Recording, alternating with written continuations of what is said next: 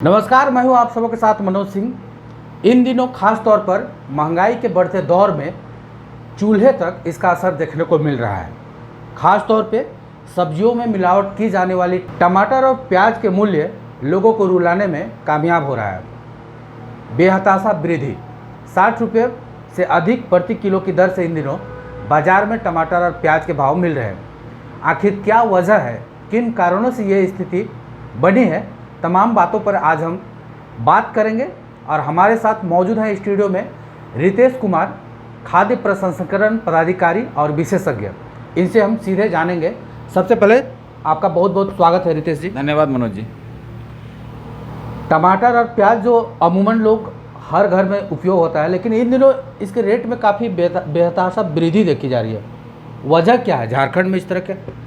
सबसे बड़ी बात है मनोज जी की उपलब्धता। बाज़ार में जो प्रोडक्ट की जो उपलब्धता होती है, अगर कम हो जाती है बाज़ार के डिमांड के अनुसार, तो उसकी रेट बढ़ने लगती है।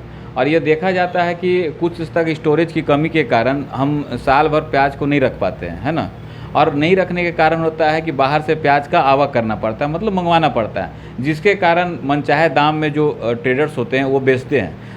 टमाटर के केस में लीजिएगा तो यही है, क्योंकि टमाटर को बहुत दिन तक हम लोग कोल्ड स्टोरेज में नहीं रख पाते हैं। तो एक सीज़न होता है कि हम टमाटर को एक सीज़न तक यूज करते हैं और उसके बाद क्या है कि उसको बाज़ार में डालते हैं। तो इसके कारण हम बाहर से जो भी प्रोडक्ट मंगाते हैं तो उसका कीमत बाज़ार को देखने पे मिलता है, जिस कारण से ये प्याज की कीमत बढ़ रही है अभी झारखंड में। ये जिस तरह से यहाँ पर उत्पाद होता है प्याज का, तो किस किस स्तर पे उत्पाद होता है, क्योंकि झारखंड की क्या स्थिति है इसमें? देखिए, प्याज के केस में अगर देखा जाए, टमाटर के लिए तो हम काफ़ी हद तक स्तर पे, कभी अच्छे स्तर पे हैं। टमाटर काफ़ी उत्पाद होता है हमारे झारखंड में।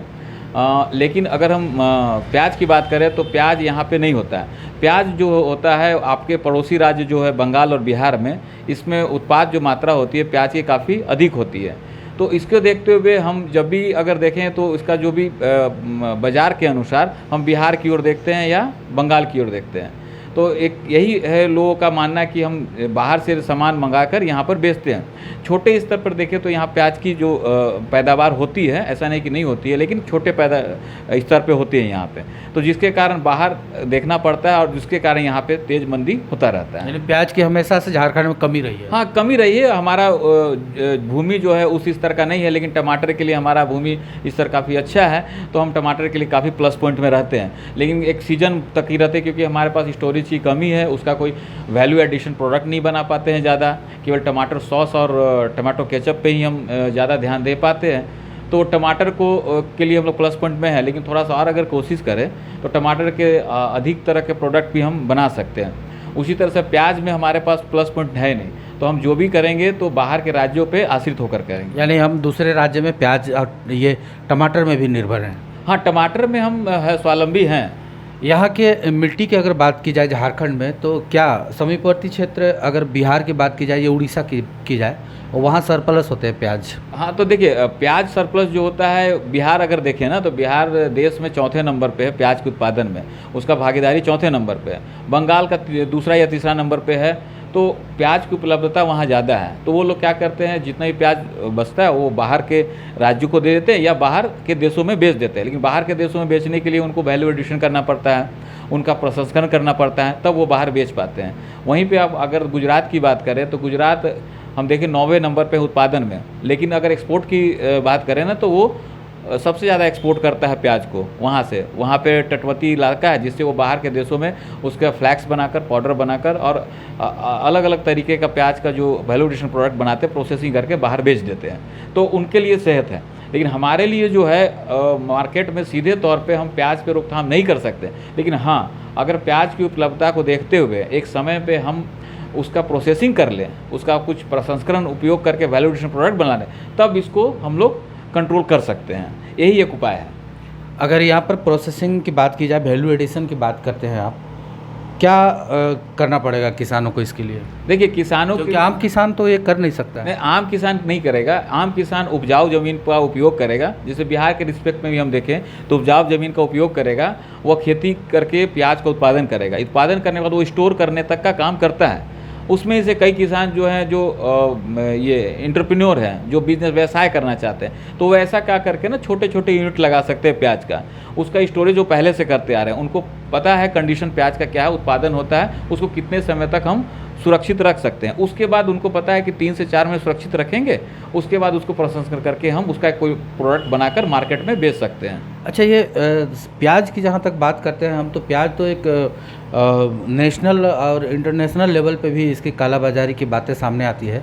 अब झारखंड में इसके उत्पादन कम मात्रा में करते ही है, किस तरह से यहाँ पर क्या बिचौलिया भी हावी है? नहीं देखिए, निश्चित तौर पे हो सकती है। काला बाजारी का जो बात है ना, वो जनरली देखा जाता था कि प्याज की कीमत बढ़ी तो हमारे निकटवर्ती जो देश है पाकिस्तान, उनसे हम प्याज मंगा लेते थे। हमारे देश में नासिक, महाराष्ट्र में अत्यधिक मात्रा में प्याज होती है, कुछ एमपी में होती है।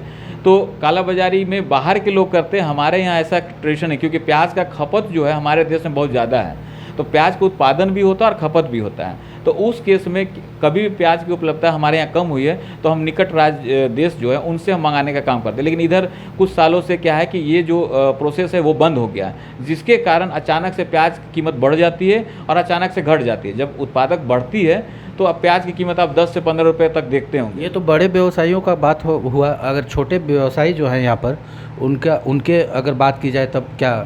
देखिए, प्याज का अगर छोटे व्यवसायी देखें ना, तो वो अपने लिए कम से कम 6 से 7 महीना प्याज स्टोर करके रखते हैं। हवा के ठंडक से अपने स्टोर बोरे में रख के या कोल्ड स्टोरेज में नहीं रखते हैं, वो जो भी ट्रेडिशनल स्टोरेज है ना वो करके रखते हैं। तो वो उस स्टोरेज को 6 महीना तक वो लोग करके रखते हैं, फिर बाकी बाज़ार में बेच देते हैं। क्योंकि प्याज का एक समय में बरसात के आते आते ना सड़न होने लगता है, तो इस सीज़न में वो सड़न जब आने लगता है तो प्याज को बाजार में बेचते हैं, तो प्याज की उपलब्धता कम हो जाती है। झारखंड में कोल्ड स्टोरेज की भी कमी है, ऐसे में कैसे रख सकते हैं? नहीं, झारखंड में कोल्ड स्टोरेज की कमी नहीं है। कुछ प्रोडक्ट को कोल्ड स्टोरेज में रखा जाता है, लेकिन कुछ संचालित जो कोल्ड स्टोरेज प्राइवेट लेवल वो है, लेकिन प्याज को जनरली कोल्ड स्टोरेज में नहीं रखा जाता है ना।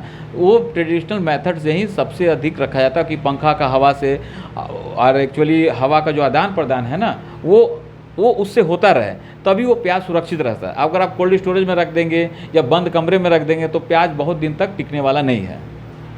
जी, ये थे हमारे साथ खाद्य प्रसंस्करण पदाधिकारी और विशेषज्ञ रितेश कुमार।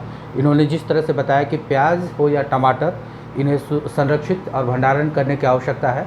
अगली बार फिर एक नए टॉपिक पर हम चर्चा करेंगे, तब तक के लिए नमस्कार।